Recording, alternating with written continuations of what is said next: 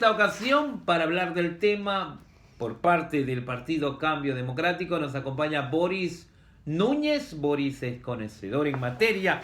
Boris, buenos días, bienvenido primero a este noticiero, ¿cómo estamos? Muy buenos días, Honorio, a todos los televidentes. Muchas gracias nuevamente por recibirnos todos los jueves, ¿no? A compartir nuestras ideas. Así vamos a iniciar hablando sobre la iniciativa de APEDES y la Cámara de Comercio. Primero fue la Cámara de Comercio la que dijo que presentó esto a través de una conferencia de prensa de uno de estos emprendedores internacional, economistas que hablan de cómo mejorar el mundo. A mí me gustaría ver la cartera del para ver. El que habla de mejorar, usted lo ve que no es tan brillante como se dice, y no por criticar, sino por ser directo.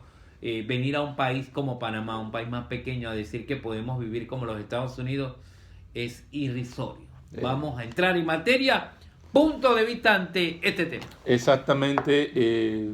Luego de estas declaraciones de la Cámara de Comercio en su conferencia de prensa, lo que sí se ha observado es que ha habido muchas opiniones encontradas, algunas a favor, otras en contra. Sin embargo, hay que analizar muy sesudamente el impacto que esto puede generar en Panamá, sobre todo en la población profesional, la clase media y la población en general. Hay que tomar en cuenta que este movimiento o estos temas de apertura de mercados inician primero con la apertura de los bienes, ¿no? Los bienes y servicios, que se rompan las barreras fronterizas para que las exportaciones se vayan fluyendo y que todos los consumidores en el mundo pues tengan el mismo acceso, en teoría, a todos los bienes, ya sea materias primas o bienes manufacturados, servicios. Y en el argot del comercio internacional se habla de dos principios. Permíteme ser un poquito técnico nada más para poder hacer un poquito de docencia. Se habla del principio de la nación más favorecida y se habla del principio del trato nacional. ¿Qué significa esto? Que a los mismos bienes y servicios que son importados en un país que comparte los mismos principios del comercio, se les va a dar igual trato que a los bienes producidos localmente. Es decir, a los bienes importados tendrán los mismos beneficios, las mismas condiciones que lo producido en el país local o en el país de origen. ¿Y eso qué significa? Obviamente abre más la competencia. Ahora observamos que con estas declaraciones quieren extrapolar estos mismos principios a mercado de servicios, pero al mercado de servicios profesionales, al ejercicio de las profesiones liberales. Pero nosotros no podemos tratar a las personas o a los seres humanos como si fueran bienes, como si fueran mercancías, porque es algo muy distinto. Y pretender ahora abrir la frontera sobre pretexto de que va a mejorar la economía de un país es un razonamiento bastante, digamos, muy ligero. ¿Por qué? Porque cada país o cada estado tiene sus propias legislaciones para proteger incluso a sus propios nacionales, porque de alguna manera eso impacta la identidad del país, la identidad nacional, la cultura, la misma formación y la misma educación de sus connacionales.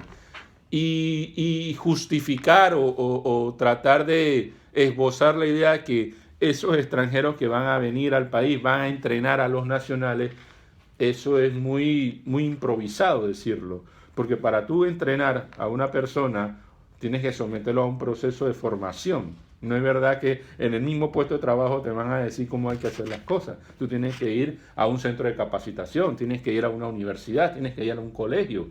No es tan exacto que van a venir todos los extranjeros e inmediatamente van a entrenar a los panameños.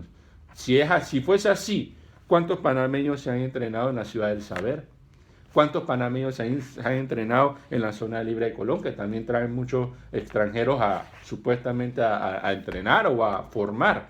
¿Cuántos han entrenado, cuántos panameños han salido formados de la zona libre de Panamá Pacífico? Es decir, tenemos ejemplos actuales que sin haber abierto esa frontera, hay muchos extranjeros que están laborando aquí en Panamá.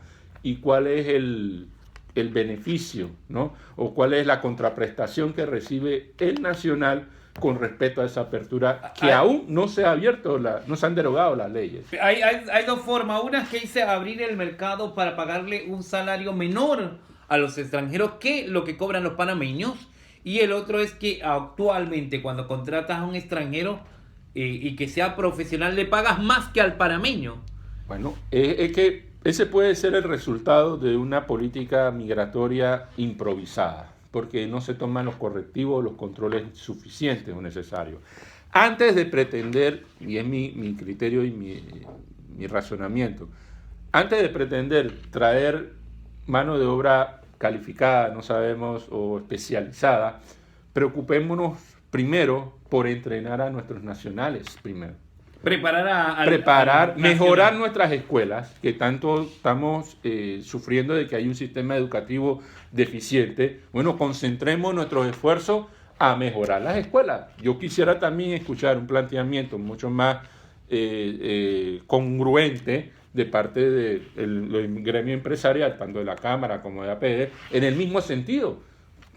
Enfoquémonos a atribuirle a nuestros colegios públicos, sobre todo, las herramientas, los procesos, los profesores, todo, para crear esos profesionales que ahora estamos diciendo que necesita el país. ¿Cree usted que se le quiere pagar, contratar extranjero para pagarle un salario Ese menor? puede ser un resultado de esa política improvisada, porque si un extranjero o un migrante entra a Panamá de forma irregular, ahora el término es que no hay inmigrante ilegal, sino que son irregulares, obviamente va a estar bajo una condición de desventaja y de sumisión hasta cierto punto, porque no podrá exigir ni reclamar sus derechos porque está en una condición de irregular. Y en ese sentido puede haber muchas personas que se aprovechen de esa vulnerabilidad. Ha bajado el mercado porque anteriormente, porque el panameño para pintar una casa cobraba, un ejemplo, $300, hoy en día el extranjero te pinta la casa completa y te cobra $150, un ejemplo. Bueno, que baja la mano de obra y te dice, yo prefiero contratar a 10 extranjeros y pagarle el salario de 5 panameños. Exacto, hay una distorsión también cuando no hay los controles migratorios necesarios y que respondan realmente a una política migratoria. ¿Qué necesita el país?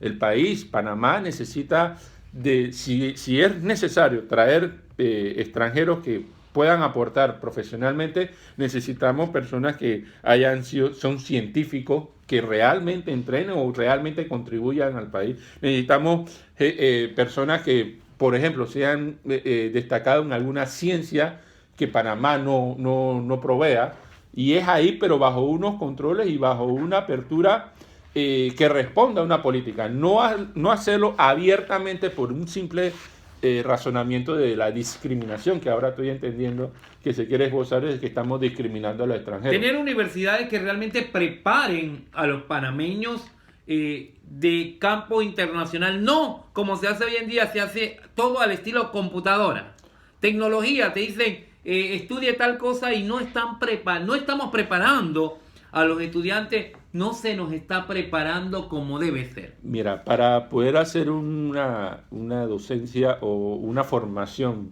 como tú dices, a distancia, por tutoría, por computadora, hay que tener una autodisciplina por parte del estudiante, porque no es fácil estudiar, por módulos. Hay que tener una autodisciplina y querer realmente culminar ese proceso. Hay personas que se gradúan por módulos, señores, y no saben ni escribir.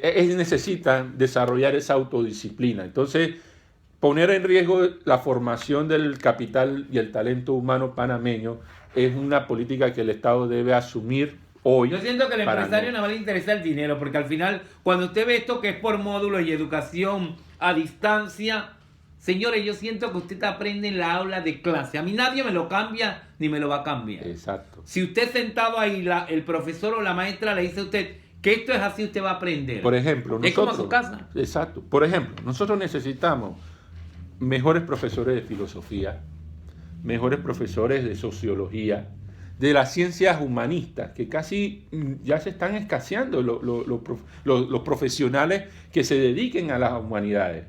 Y no solo de pan vive el hombre.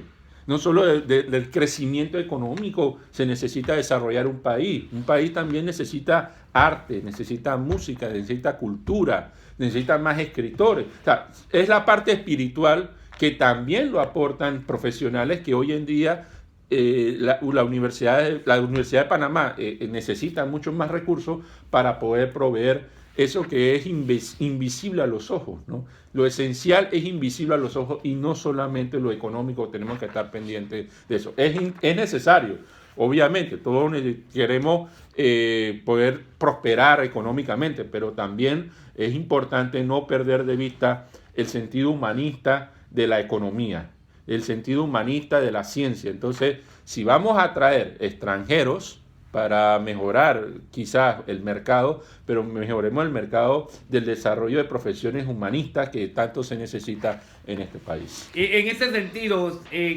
¿cuál sería la medida alternativa para hacerle frente a estas iniciativas de la Cámara de Comercio? Yo creo que lo importante es generar consenso entre todos los actores e ir identificando por qué se quiere tomar esta medida y si realmente Panamá necesita esa medida. Porque aquí hay muchos profesionales capaces, como los médicos, los ingenieros, contadores, economistas, especialistas, todo. Incluso, no voy a dejar también a un lado los abogados, que hoy en día hay una sobreoferta de muchos profesionales del derecho y entonces hay que determinar sobre qué área un profesional del derecho va a ejercer.